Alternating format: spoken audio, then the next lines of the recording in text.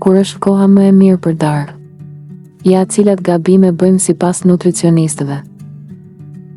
A është me të vërtet koha e darkës aq e rëndësishme për shëndetin tonë? Dhe a ekziston një orë universale për darkë që i përshtatet të gjithëve? Ekspertët e ushqyerjes thonë se nuk ka një orë fikse që funksionon për të gjithë, sepse çdo organizëm dhe mënyrë jetese është ndryshe. Koha e darkës varet nga shumë faktorë: orari i punës, aktiviteti fizik, detyrimet familjare, ritmi i gjumit dhe niveli i lodhjes. Për këtë arsye, 2 dietologë të regjistruar shpjegojnë për Real Simple se nuk është e rëndësishme të ham herët, por të ham në mënyrë të rregullt dhe në përputhje me trupin tonë.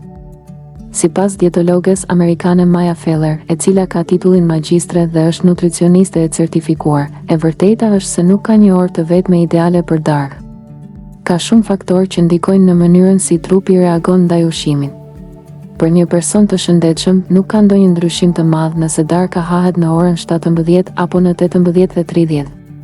Ajo që ka rëndësi është të gjeni një ritëm që i përshtatet jetës suaj, shpjegon ajo. Trupi ynë ndjek një ritëm cirkadian, orën e brendshme që kontrollon gjumin, zgjimin dhe metabolizmin. Kur ky ritëm është në harmoni, trupi tret më mirë, përthith më mirë lëndët ushqyese dhe ruan energjinë gjatë ditës. Kjo do të thotë se, edhe nëse nuk keni mundësi të hani shumë herët, është e rëndësishme të jeni të rregullt në oraret e ushqyerjes.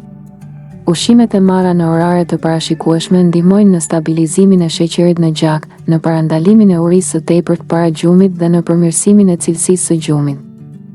Nutricionistët rekomandojnë që ndërmjet darkës dhe gjumit të ketë të paktën 2 deri në 3 orë diferencë.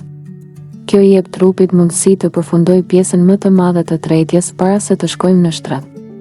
Nëse ham shumë afër orarit të gjumit, trupi është ende duke tretur ushqimin, temperatura e brendshme nuk bie siç duhet dhe kjo mund të shkaktojë pagjumësi, ëndra të rënda ose ndjenjë lodhjeje në mëngjes. Ekspertët këshillojnë të mos pritet derisa të ndjehemi tepër të uritur për të ngrënë, por të planifikohet darka në mënyrë të qëndrueshme çdo ditë. Të zgjidhen ushqime të lehta si peshk, perime të ziera, supë, kos ose kefir. Dhe të shmangen ushqimet e rënda, yndyrore dhe të skuqura pas orës 20. Nëse keni orar të vonuar pune, mund të bëni një vakt të vogël rreth orës 17 dhe më pas një darkë të lehtë rreth 20. Koha ideale për darkë nuk është e njëjtë për të gjithë. Ajo që ka më shumë rëndësi është rregullësia, cilësia e ushqimit dhe respektimi i ritmit natyror të trupit. Trupi është si një orë inteligjente, nëse e dëgjojmë, ai na tregon vetë kur është koha e duhur për të ngrënë dhe për të pushuar.